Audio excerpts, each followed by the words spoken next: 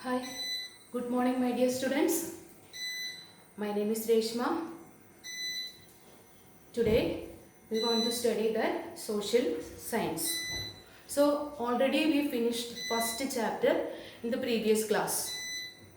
What all things you study in the first chapter? Various geographical conditions of India.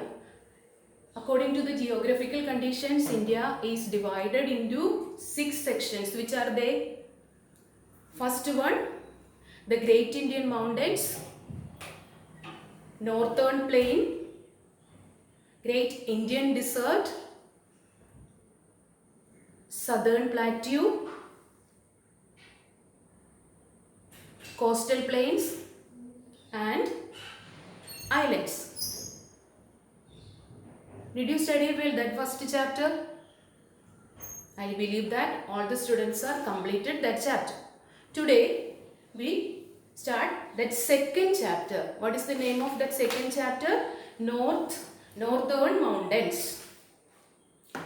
Do you know the boundaries of India?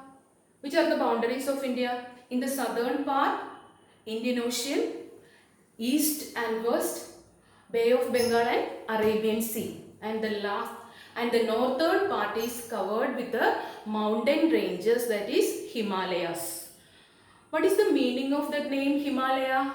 Hima means snow and Alaya means house. So Himalaya means snow house or house of snow. Okay, what is the meaning? Snow house or house of snow. Himalaya means snow house. And the northern edge of the Indian subcontinent. Subcontinent means the distinguishable place in the continent. In which continent India lies? India lies in the Asian continent. So, northern edge of the Indian subcontinent, the great Himalayan ranges lies. It is the highest mountain ranges in the world and it is fully covered with snow throughout the year. And these Himalayan ranges these Himalayan ranges extend from Ladakh to Arunachal Pradesh in the east, and it is extend from Ladakh to Arunachal Pradesh in the east, and the Himalaya is wider in Ladakh and it is get narrower in the Arunachal Pradesh, and in the northeast the mountains are much lower in height.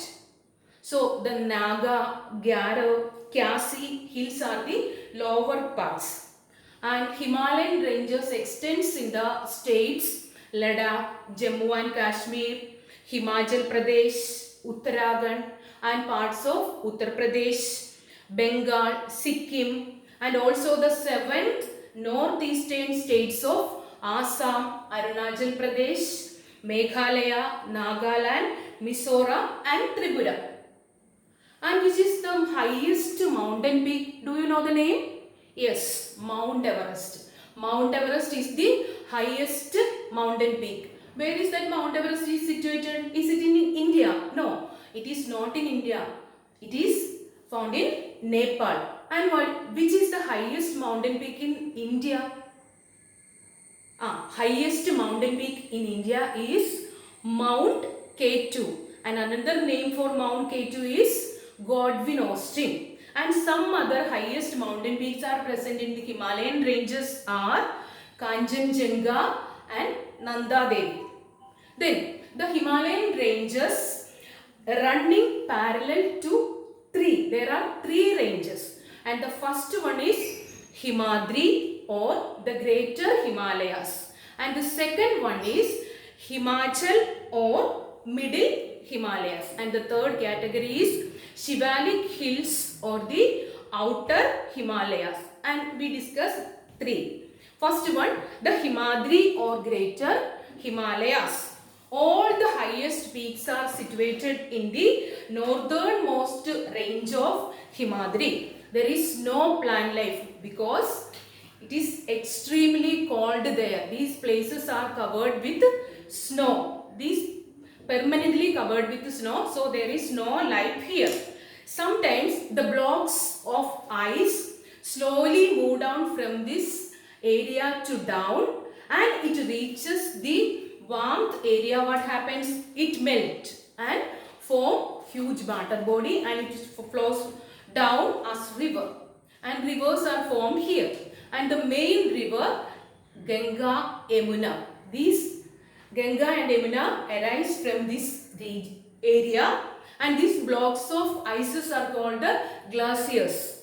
And Ganga is arise from Gangotri, and Yamuna is arise from the Yamunotri glaciers. And the other important rivers from this area is Brahmaputra, Satluj and Indus.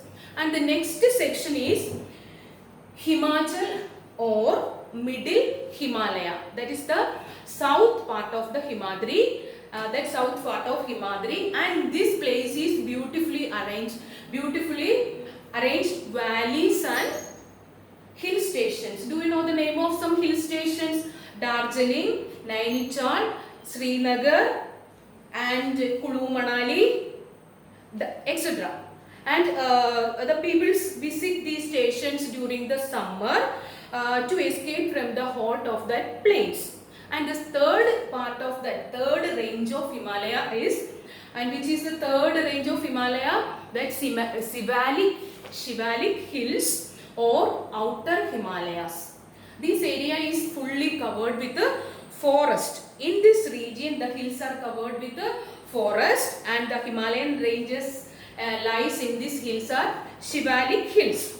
So here the peoples are engaged in terrace farming, rear of cattle and cultivate orchids. At the foothills of Shivalik ranges lies in Terai region, and this area is flat. So this area receives heavy rainfall. These are the three divisions, three areas, three divisions of Himalayan ranges. Which are they? First one Himadri, second one Himachal, and third one is Shivalik Hills. So the next one, what is the importance of Himalayas? What is the importance of Himalaya?